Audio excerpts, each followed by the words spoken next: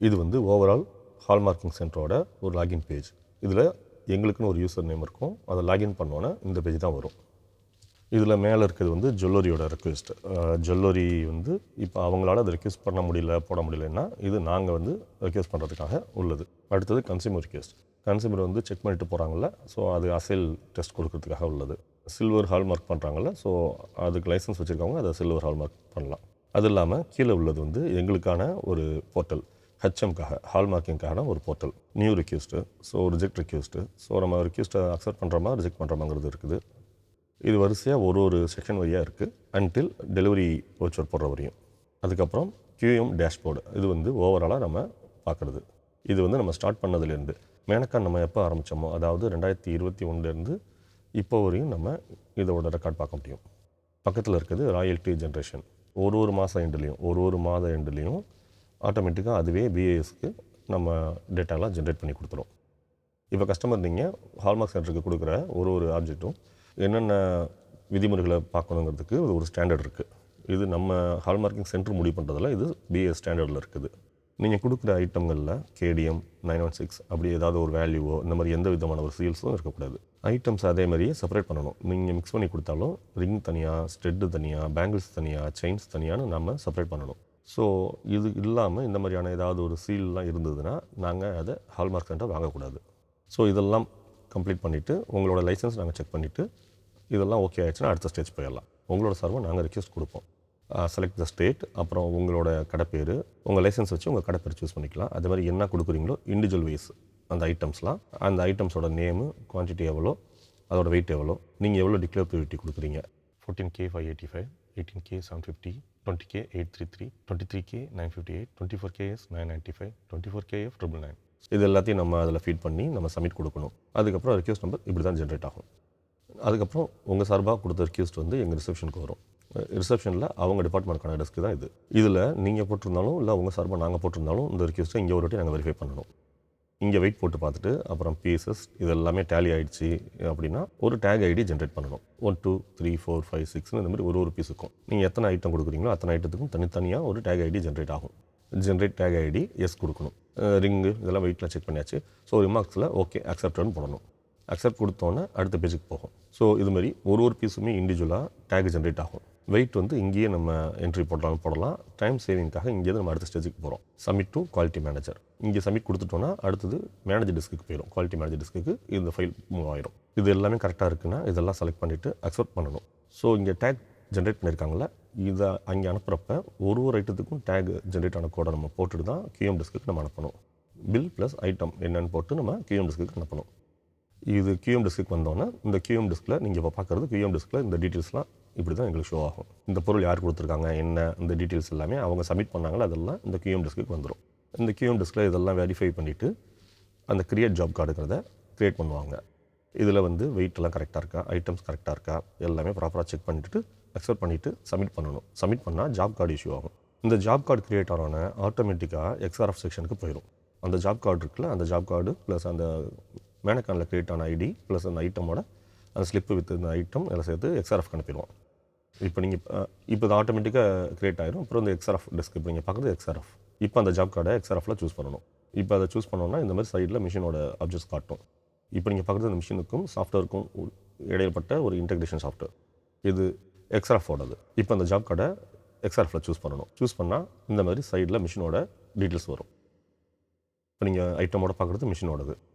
இது பக்கத்தில் அந்த மிஷின் மேனுஃபேக்சருக்கும் நீங்கள் பார்க்குறது அந்த மிஷின் மேனுஃபேக்சருக்கும் சாஃப்ட்வேருக்கும் இடையில இருக்கிற ஒரு இன்டெகிரேஷன் சாஃப்ட்வேர். இப்போ எல்லாம் மேனுவல் என்ட்ரி XRFில் அனுமதிக்கிறது கிடையாது. மிஷினில் இப்படி பீஸை வச்சுட்டு நம்ம மெஷர் கொடுத்துட்டோம்னா அது வேல்யூ 30 செகண்ட் முடிச்சுட்டு அது கொடுக்குற வேல்யூ எந்த ஐட்டத்தை நம்ம சூஸ் பண்ணியிருக்கோமோ அதை தான் மிஷினில் வைக்கணும். 1ஆம் நம்பர் டேக்கை சூஸ் பண்ணியிருந்தோம்னா அதுக்கான பொருளை தான் நம்ம மிஷினில் வைக்கணும், மாற்றி வைக்கக்கூடாது. 2ஆம் நம்பர்னால் அந்த 2ஆம் நம்பருக்கான டேக்குக்கான பொருளை தான் நம்ம மிஷினில் வைக்கணும். 6ஆம் நம்பர்னால் 6ஆம் நம்பரான அந்த பொருளை தான் வைக்கணும், வேறு பொருளை மாற்றி வைக்கக்கூடாது.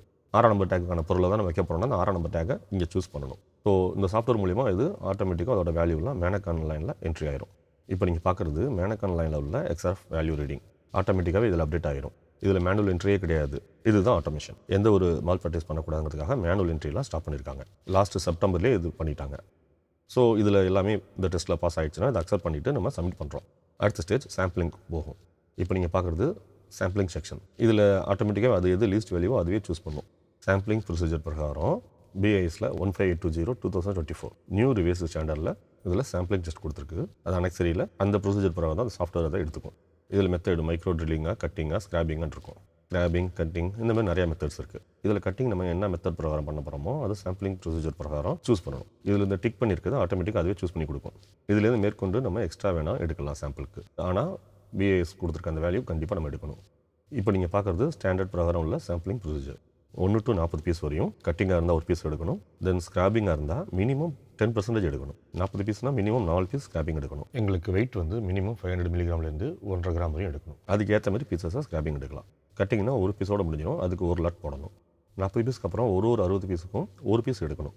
40 பீஸ் வரையும் 1, 41லேருந்து 100 வரையும்னா 2 பீஸ், 100லேருந்து 160னா அடிஷ்னல் 1, 3 பீஸ் ஆகும். 250னா 5 பீஸ் எடுக்கணும். 5 லாட் நம்ம போடணும். அதுவும் சேம் ஐட்டமாக இருந்துச்சுன்னா.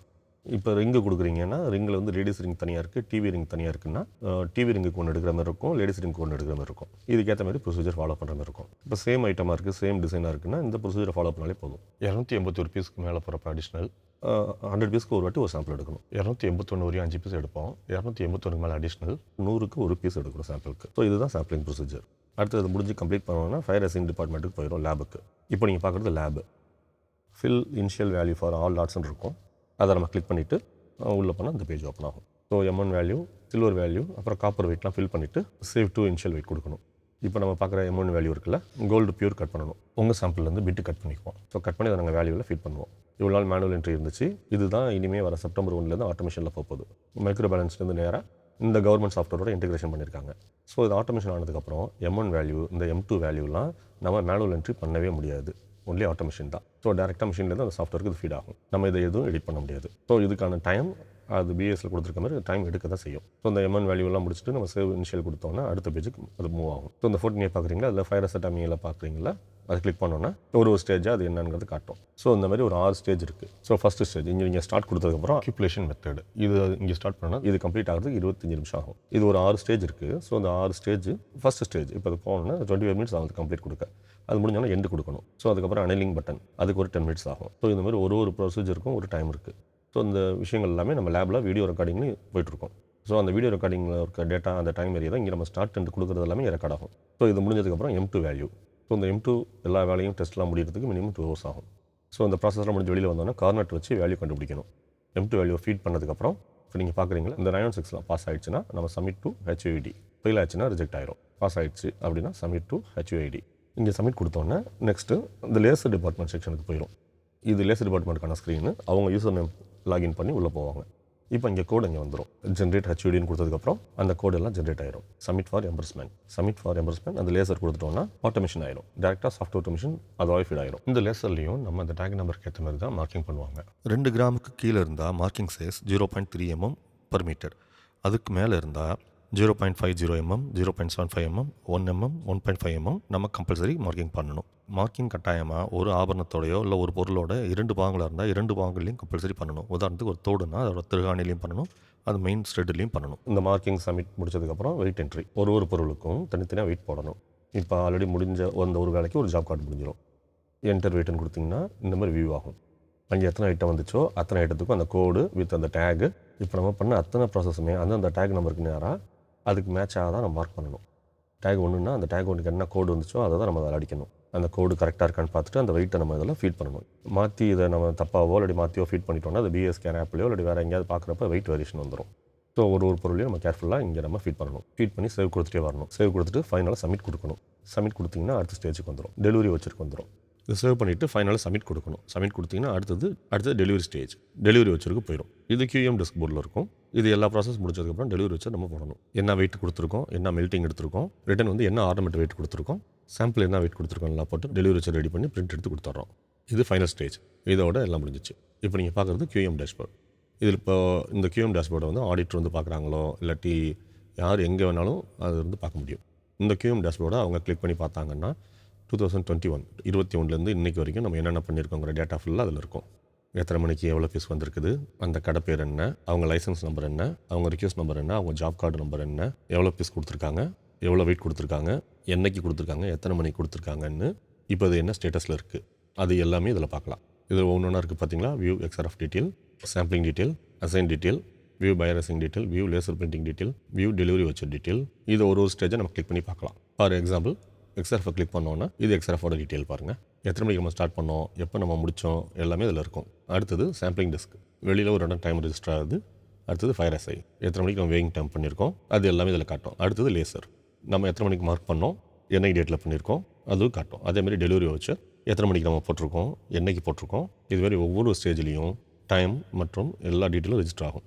ஸோ ஸ்டார்டிங்லேருந்து QM டேஷ்போர்டில் பார்க்குற வரையும் கால்குலேஷன் போட்டாங்கன்னா எவ்வளோ நேரத்தில் எங்கெங்கே இந்த பீசஸ் இருந்திருக்குன்னு ஒழுங்காக ப்ராப்பராக நம்ம பண்ணியிருக்கோமாங்கிறத அவங்க ஈஸியாக ஃபைண்ட் அவுட் பண்ண முடியும். ஸோ இதுதான் time management. Minimum 4 hours to 6 hours கண்டிப்பாக ஆகும்.